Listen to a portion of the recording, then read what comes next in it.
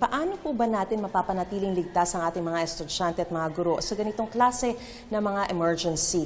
Narito po tayo ngayon sa St. Bernadette College dito po sa Valenzuela City para talakayin po ang mahalagang mga safety tips kapag merong mga active shooter o active shooting incident sa loob ng paaralan. At para talakayin po yan, makakasama po natin, makakausap po natin si Sir Martin Aguda Jr., isa pong Certified Emergency Manager. Magandang umaga po sa inyo, sir. Good morning, Ma'am Maris. Maraming salamat sa pagpapaunlak.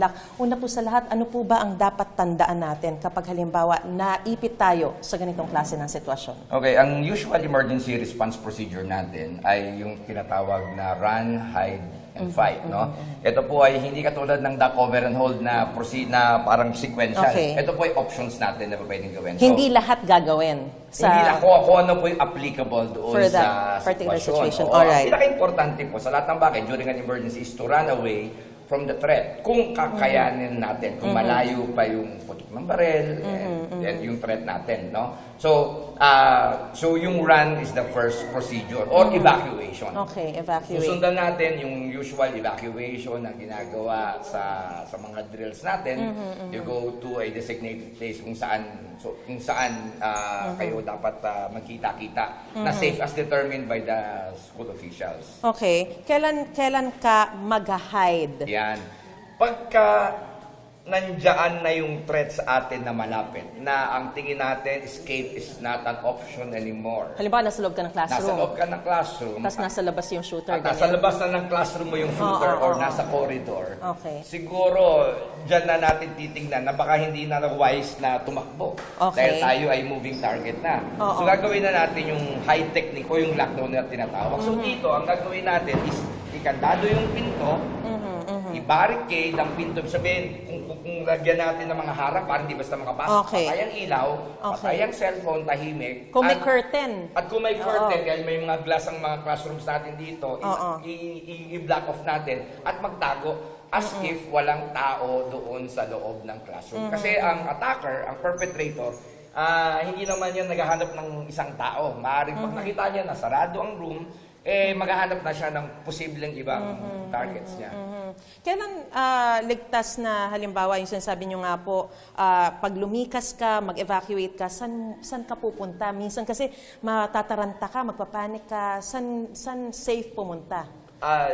Medyo challenging yan kasi pagka nasa isang open area kagaya ng ginagawa natin sa mga earthquake drills, kung ang perpetrator ay nandyan, maaaring open target ka talaga. So, we have to follow the instructions of the authorities at yung responding law enforcement kung saan safe ka. So, maaaring hindi yan yung usual evacuation area na ginagawa natin sa mga earthquake drills natin. Kailan ka lalaban? Yan, okay. As a last option doon sa ating sa nangyayari. No? Habang naka-lockdown ka, dahil pin down ka rin naman lahat doon. Siguro nag-uusap-usap. Although, ang sa mga young learners, hindi po applicable itong defend or fight. No?